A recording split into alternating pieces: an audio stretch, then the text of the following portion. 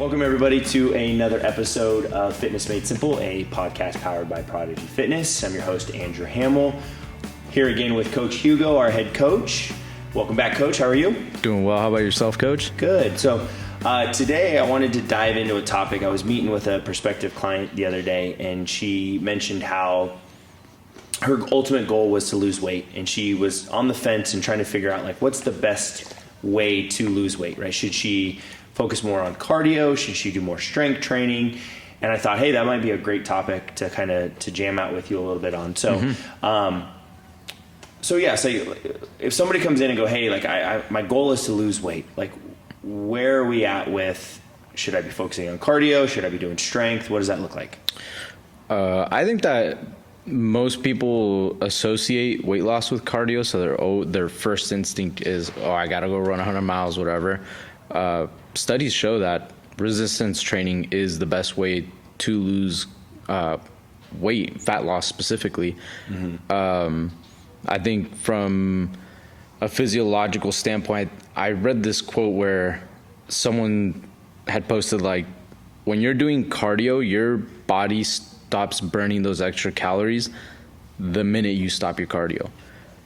Whereas when you do resistance training, your body continues to burn calories at a high rate 2, 3, 4, 5 hours post workout. And I don't think people realize that, how important that is when it comes to fat loss or weight loss. Right. Yeah. And I think too, like, what the other thing that people don't often think about is, with resistance training, I'm building muscle, right?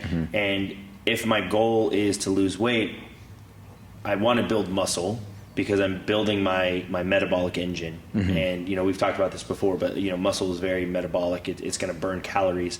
The more muscle mass you have, while you and I are just hanging out talking, right? The more energy we're burning, the more fat loss we're going to have, right? So, the idea that, like, cardio is great. This is not to put down cardio, right? Like, it's really good for heart health, brain health, those types of things. But ultimately, I think if your goal is to lose fat, right, and lose a little bit of weight, then resistance training is the way to go. Yeah, absolutely. I agree. So outside of losing weight, right, like, I feel like there's some other benefits that oftentimes people don't think about when it comes to strength training, right? Like, they have this idea in their head that, if they're strength training, they're going to end up like Arnold Schwarzenegger, get big and bulky. Like, the only reason that you're lifting weights is to put on muscle mass. But there are a ton of other benefits to resistance training, right? So I thought let's kind of dive into that a little bit. What would you say, like, would be a top reason, right, we should be strength training, other than maybe, what people think? I think for me, the number one reason is the therapeutic benefits, the mental health aspect. Physiologically, of course, multitude of benefits, but I think in today's society, everybody turns to a pill. Hey, I'm not feeling the greatest, whatever, I'm taking pills. Where exercise is the number one antidepressant. Right, absolutely. Why not utilize that? And I think, to me, that's the number one thing, just because for me, lifting weights or resistance training is far more than just, moving my body. It's for my mental health as well. Yeah, absolutely. And I we hear it all the time, but, like, people will walk away going, like, yeah, like, I feel better, like, mentally I feel better. And it's like your body releasing those endorphins and those types of things that, this isn't, like, you would get this too potentially from, like, running, but you get, like, that quote unquote that runner's high. Yeah. Right. But yeah, I think that the cognitive function of resistance training is definitely one that people often don't think about.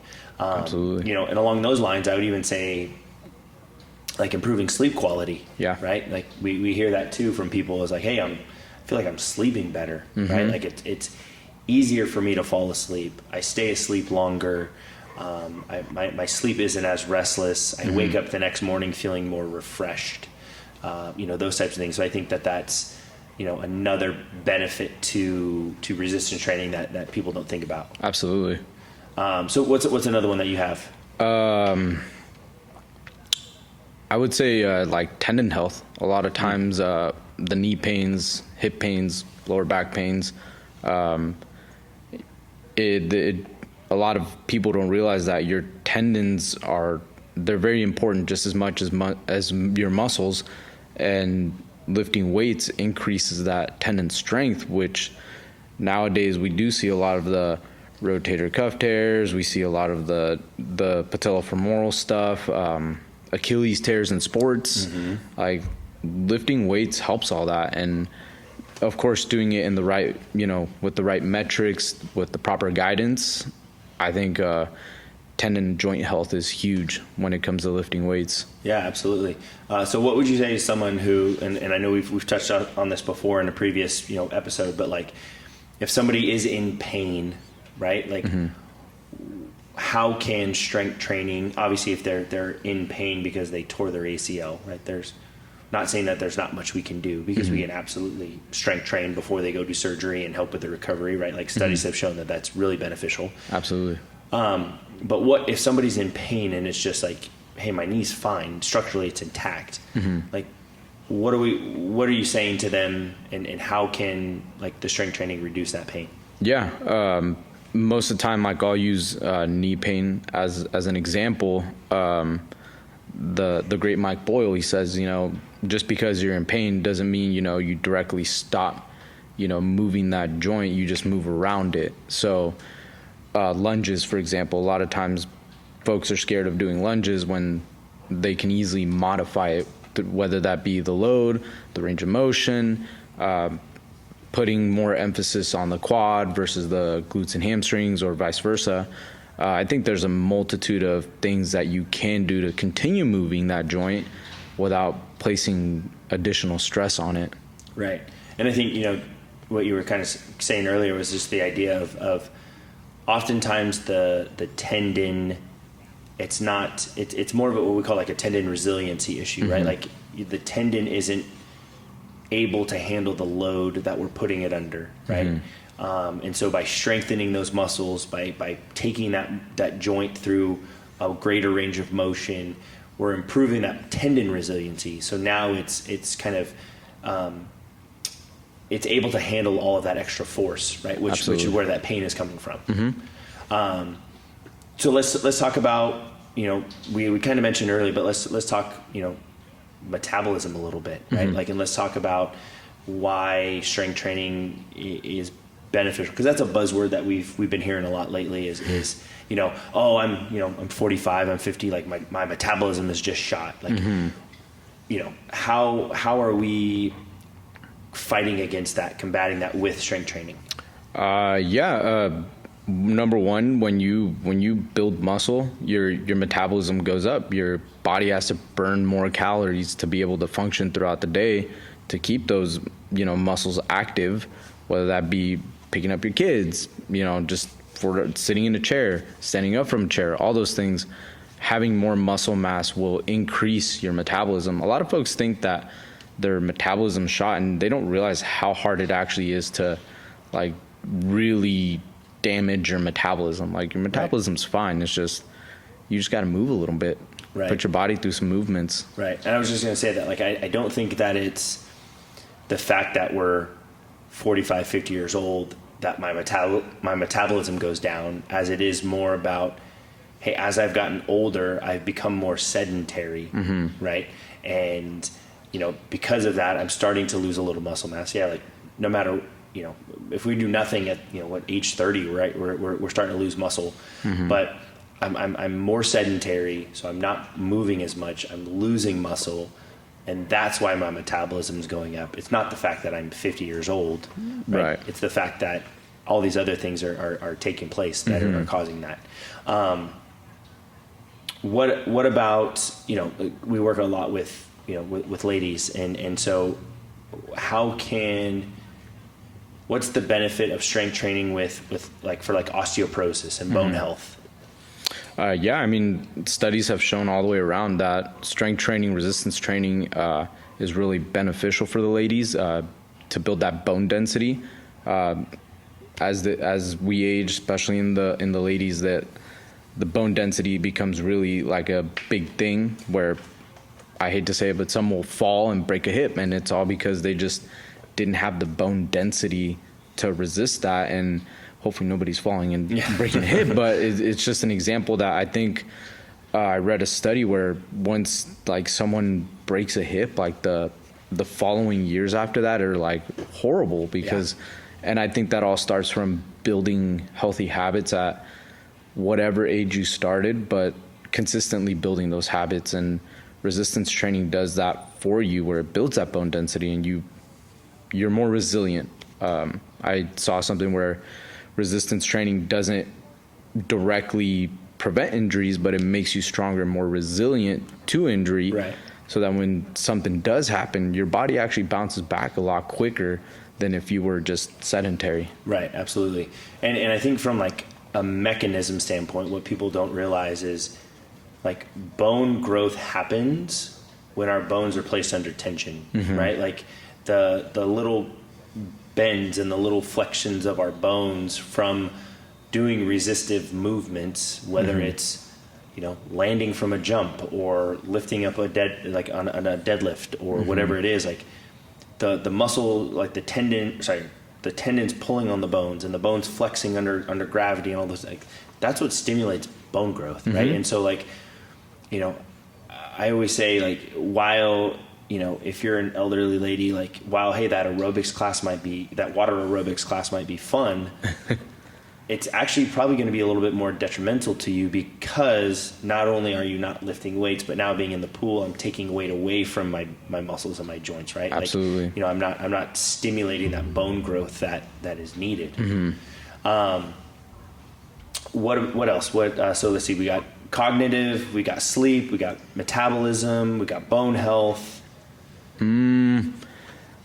Self-confidence. I think that's one of the things and that's why the one question I've learned to ask people is, do you feel stronger after they're walking out of here? And they're like, oh yeah, like I actually do. Like I lifted, you know, I think one of the little crazes we had when we had the other app and tablet was, oh, I lifted X amount of pounds today. Like, oh my God. And people don't realize like how much they actually lift throughout the day. And so when they see that number, they come in, they do their hex bar, and they're like, oh my gosh, I added 10 pounds. I do feel stronger. And they walk out of here with improved energy, all that good stuff. But self-confidence, I think, is huge. That kind of more on the mental health aspect, but self-confidence, I think it's huge.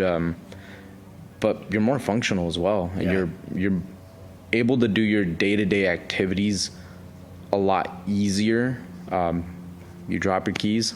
I've seen both sides where someone has to hold on to 30 things to pick up their keys, and I've seen someone just pick them right up, and you can totally tell when someone's more active. And shout out to like Laura, who's extremely active, and she comes in, and to this day she's like, I want to get better. I want to do. She showed me like a picture one time. She's like, I want to be like that, and I was like, all right, sounds good. So we started programming stuff for her, and just seeing her confidence grow through things like a sumo deadlift or a barbell row, where she's lifting more and she's gaining that confidence to where maybe she'll look at that picture and she'll go, actually, I'm better than that. Right. So, yeah, I think that's another huge thing is self-confidence, self-esteem. Yeah, most definitely. And I think that goes into like a lot, and we've been seeing it a lot lately where, you know, like, yes, while there's a physical aspect to lifting weights, right, there's very much a mental aspect. And you know, we get somebody who comes in and they may be really intimidated, and they may not believe that they can lift, you know, a certain amount of weight. And then so they tend to lean towards the 10-pound dumbbell or whatever it is. And then all of a sudden, like, it starts to get really easy, and then we go, okay, hey, let's add 5, 10, 50, whatever it is. And before you know it, they're like, oh, I can do it. And then like you see just like this light click in their head, and like this big old smile on their face, because they're like, hey, I am strong. I am, you know, all these different things. And like, yeah, fitness and it's very mental, right? And I think that like as we continue to challenge ourselves with adding a little bit more weight or doing, a little bit, things that are maybe a little bit quote unquote harder, right? Just the more confidence we get, and it makes us then go, okay, like every other thing that's going to get thrown in my way today, it's good. Like I can handle it. Absolutely.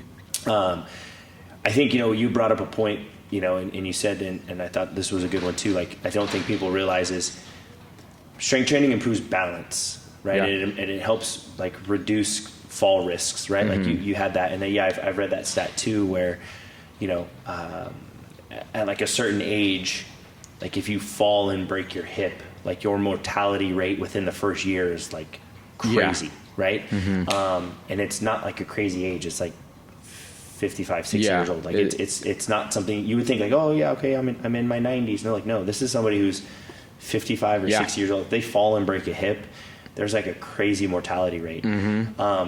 So why does or how does like strength training improve balance and help like reduce fall risks? Well, I mean, strength training itself it helps build those stabilizer muscles. Of course, strengthening your muscles. I think the more I grow as a coach, the more I'm starting to really see a huge benefit in unilateral work, especially the most dreaded RFE split squat, the Bulgarians. Yeah. The more I dig into that exercise, the more I realize like, oh my gosh, like we spend a lot of our time on one leg. Right. When we're walking, when we're doing stuff, a lot of it is in a B stance or on one leg. It's very rare that you're actually on two legs unless you're really lifting something heavy. Yeah. So you're working those stabilizer muscles. You're building strength from the ground up, and then that in turn translates into your everyday life when you're walking around the park, taking your dog for a walk, when you're running with the kids. Your muscles have that tissue tolerance of being able to withhold whatever it may be. If you're out on the grass, all the different potholes, the different bumps, like your muscles are strong enough to withhold that instability. I think the craziest thing is seeing people on the Bosu ball thinking they're working stability, and I'm like, no, that's not stability. That's just for fun and games. But when are you ever on a Bosu ball outside the gym? Sure. So right. Yeah, I think the more I'm growing as a coach, the more I'm placing way more emphasis on a RFE split squat, walking lunges, reverse lunges, all that stuff, because I'm learning the importance of all those things. Where sure, a 400 or 500 pound back squat looks cool for the cameras, but when are you going to squat 400 or 500 pounds outside the gym? True, right. But you'll be lunging, you'll be on one foot. So yeah, absolutely. And I think, to that point, right, like I saw a study that basically said that like there was no difference in muscle hypertrophy, so muscle growth, from a double leg squat versus a single leg squat, right? Like loaded the same across the board, right? Like there's no difference. Like both the single leg exercises and the double leg exercises are going to build the same amount of muscle. And then to that point, I saw another study that basically said, in order to get that training effect that we need, going single leg, we don't have to load the spine as much, right? I think I shared that one with you guys. Like, to get a training effect, we're going to have to load a double leg squat on our spine a lot more than we would a single leg, right? So like from a overall spine health and all that stuff, like going single leg is really important and valuable as well. Absolutely. So we kind of, touched on muscle mass, like or growing some muscle, osteoporosis, balance, fall protection, pain, confidence, sleep. Like what are some other benefits that people often don't think about when it comes to strength training? Flexibility. People don't realize that when you're taking a goblet squat, a reverse lunge, whatever, through the full range of motion, you're essentially doing flexibility work. Like you can't really get down into as Coach Kev says, deep in the pit, without working into that flexible position. And I think that's an overlooked one, is people don't realize you're actually stretching your muscles. I mean, it's a stretch and a contraction. Yeah, right, the right. stretching aspect is actually working on your flexibility, and people don't realize that. And that's why I think one thing that I love about us here is we emphasize that range of motion. Get down there, get all the way down as low as you can go. Right. But it also shows us where we can also improve. Folks who can't get all the way down, hey, let's take a look at your ankles. Let's take a look at your hips. Maybe, you know, it's not necessarily your knee. Right. Maybe we need some mobility and flexibility through those, you know, different joints and things like that. So I think that's a huge one that people forget about, is you're working on your flexibility as well. Yeah, absolutely. And I think, you know, another one that just popped in my head when you were talking was like, and I think maybe you had kind of touched on a little bit, but like activities of daily living, right? Like the things that we often don't think about, like, I don't know, going to the grocery store and carrying all my groceries in, playing with my kids, you know, being able to climb up and down stairs, like all those things. Like strength training has a huge impact on that stuff as well, right? Like it's going to make everything else in our daily lives so much easier for us. Absolutely.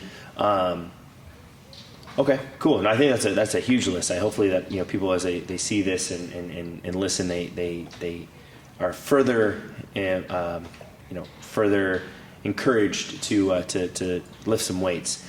I want to tackle a couple of myths, right? I think that, you know, there's still a ton of myths around resistance training, right? Yeah.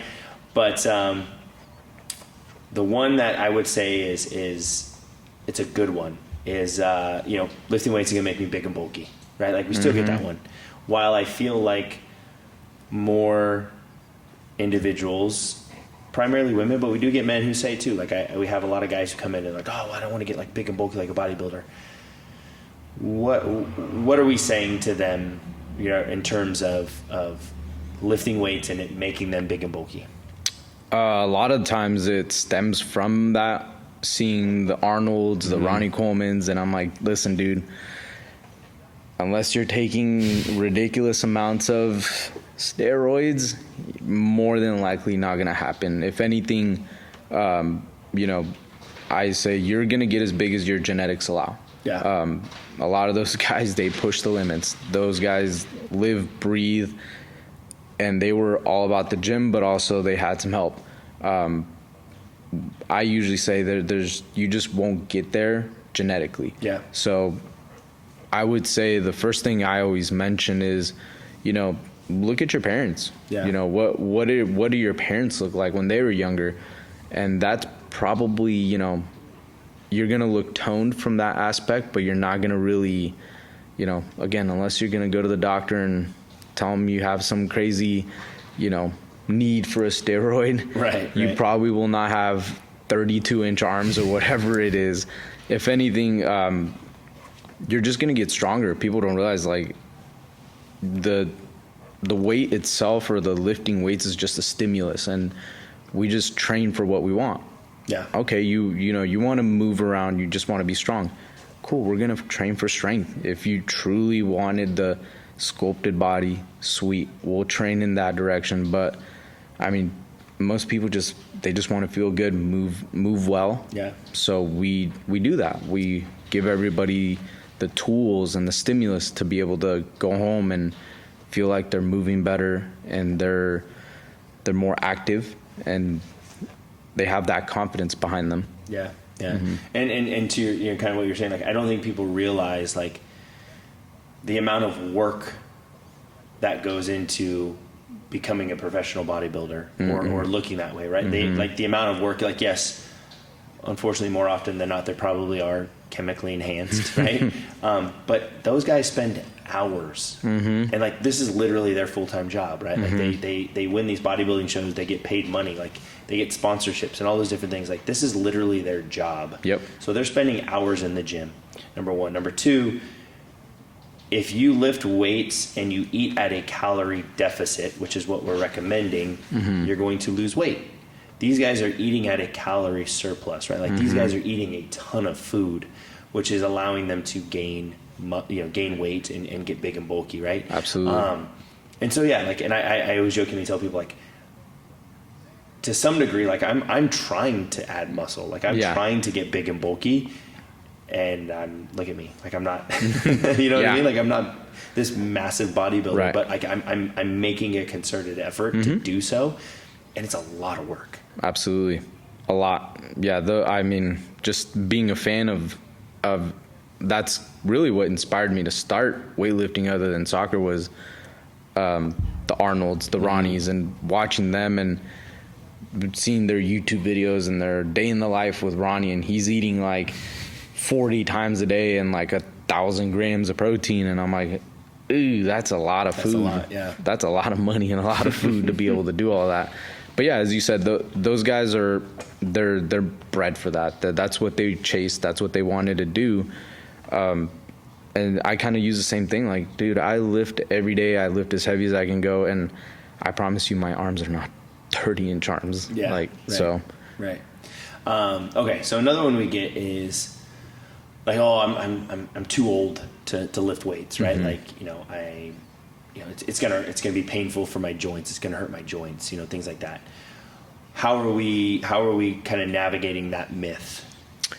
Yeah, I mean, especially for someone who's starting, is getting them comfortable. That's step one, getting them comfortable, reassuring them of all the benefits and allowing them to understand the benefits. Man, there's so many things that go into that as far as from a coaching standpoint, but if I could pick like 2 or 3 huge points would be, the reason your joints hurt is because you aren't moving them. That's number one. Right. Number 2, use it or lose it. If you're not using it, you're losing it. So, let's get you in the gym. Let's work out. It doesn't have, I think that's the other thing is people think, I have to be in the gym for 3-4 hours.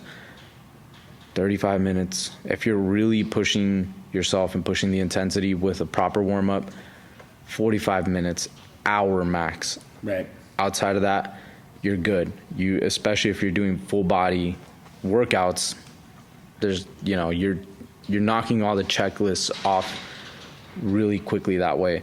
And then the third one is you're going to feel better. Ultimately, at the end of the day, you're going to feel overall better. Right. And I think, ultimately, like a stronger muscle is gonna take the brunt of that force that a joint is taking, right? So like that painful joint is going to start feeling better because now my muscle is doing what it's supposed to be doing. It's absorbing that force, and now my joint is doing what it's supposed to do and not doing anything more than it has to, which is causing some of that pain. Yeah. What about, hey, I just need to lose weight first. Like before, I think that's one that we kind of chuckle at. It's like, hey, before I join the gym, like I'm just gonna lose a little bit of weight first. Yeah.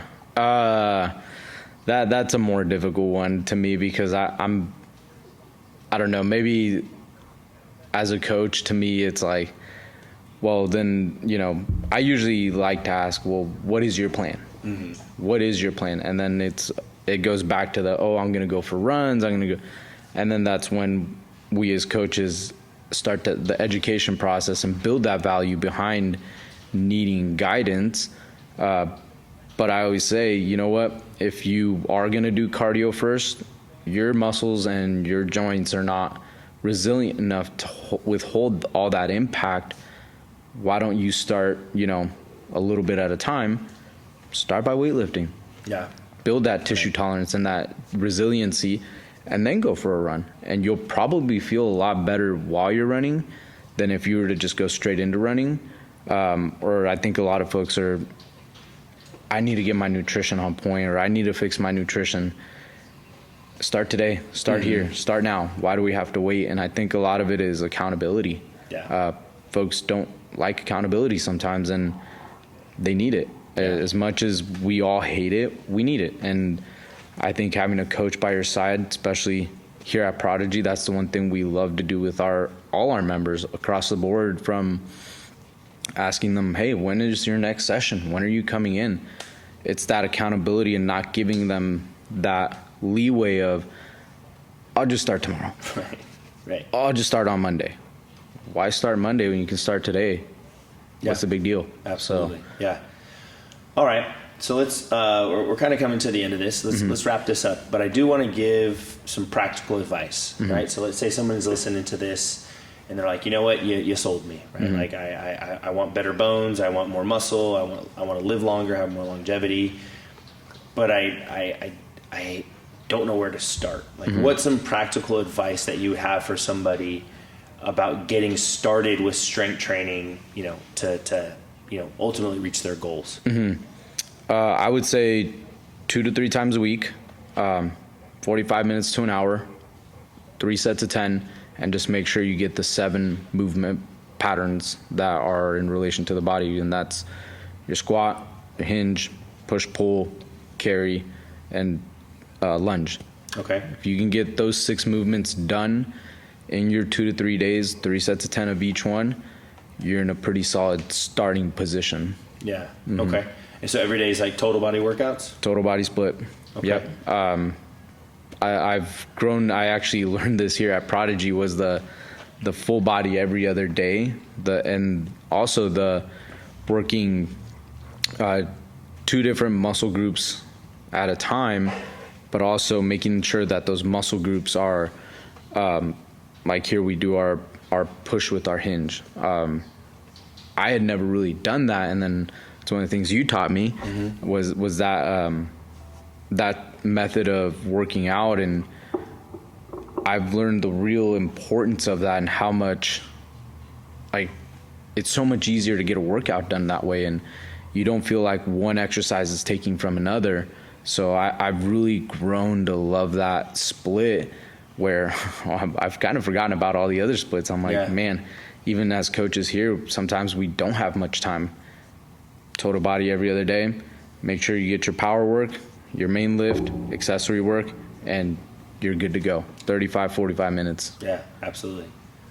Awesome. I think that's good advice, and I think that's a good place for us to kind of wrap things up. So if you're somebody who's interested in strength training, right, or interested in getting into better shape, let's focus on strength training for a multitude of reasons. And like Coach Hugo said, 2 to 3 days a week, 45 minutes to an hour a day, full body, compound, big energy, big muscle group type exercises. And most importantly, if you're looking for some help, come check us out at Prodigy Fitness, and we can give you a hand with that. Yes, sir.